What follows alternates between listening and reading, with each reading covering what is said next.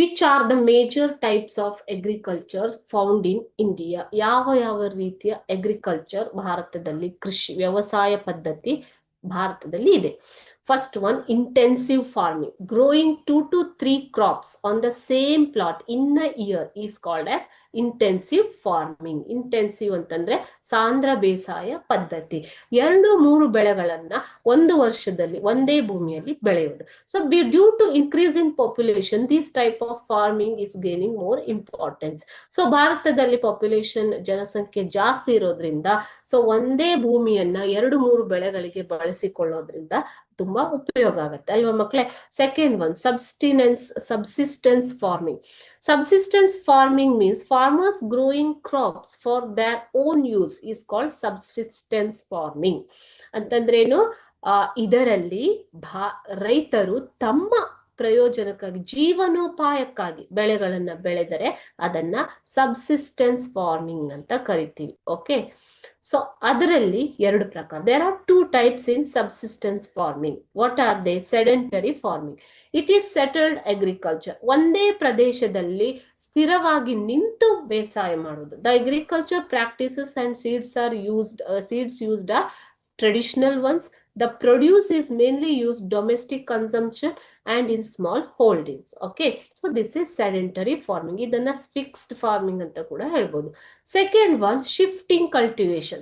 Sometimes people do not settle down in any particular area, so but cut down forest and engage in farming. This is called as shifting cultivation. ಅವರ ಸ್ವಂತ ಭೂಮಿ ಇಲ್ಲದೆ ಇದ್ದಾಗ ಅವರು ಒಂದೇ ಪ್ರದೇಶದಲ್ಲಿ ಬೆಳೆಗಳನ್ನ ಬೆಳೆಯೋದಿಲ್ಲ.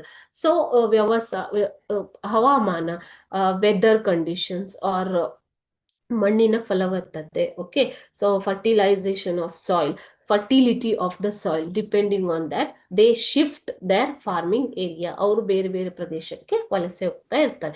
ಸೊ ಇದನ್ನ ಶಿಫ್ಟಿಂಗ್ ಕಲ್ಟಿವೇಶನ್ ಅಂತ ಕರಿತೀವಿ. Okay, this is called as shifting cultivation. Next, third one, commercial farming, ವಾಣಿಜ್ಯ ಬೇಸಾಯ ಅಂತ ಹೇಳ್ತೀವಿ ಇದನ್ನ ಮಕ್ಕಳೇ.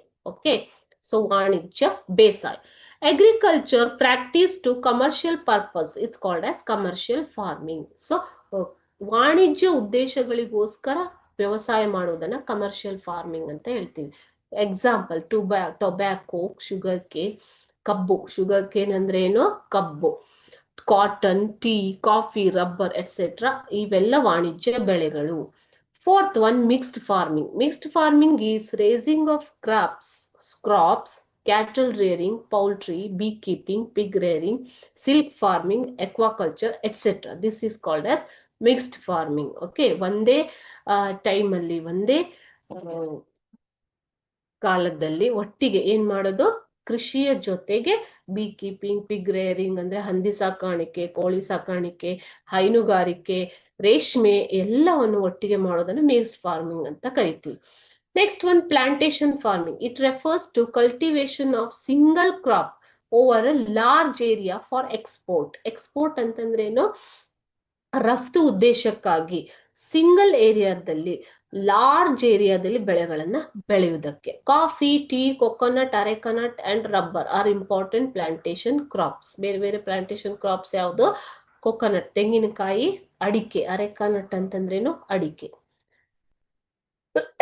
ರಬ್ಬರ್, ಕಾಫಿ, ಟೀ, ಚಹಾ, ಕಾಫಿ ಮತ್ತು ಚಹಾ, ಕಾಫಿ, ತೆಂಗಿನಕಾಯಿ, ಅಡಿಕೆ ಮತ್ತು ರಬ್ಬರ್, ಇವು ಮೇನ್ ಪ್ಲಾಂಟೇಶನ್ ಕ್ರಾಪ್ಸ್. ಓಕೆ.